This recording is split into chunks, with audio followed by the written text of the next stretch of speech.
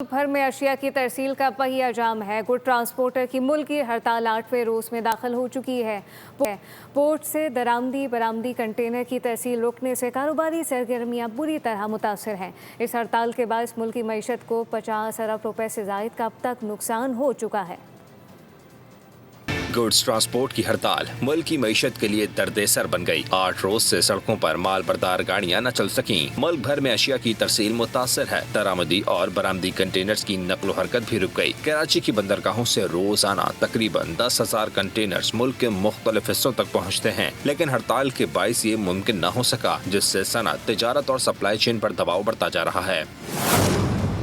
Goods transporters का कहना है कि हड़ताल के बायस मुल्क की मईशत को अब तक 50 अरब रुपए से जायद का नुकसान हो चुका है। कारोबारी सरगर्मियों में रुकावट के साथ दरामदात और बरामदात भी मुतासर हो रही हैं। गुड्स ट्रांसपोर्टर्स अलायंस के सदर मलिक शहजाद अवान के मुताबिक वफाकी वजीर बराए बहरी अमूर से मुज़ाकरात कामयाब रहे थे।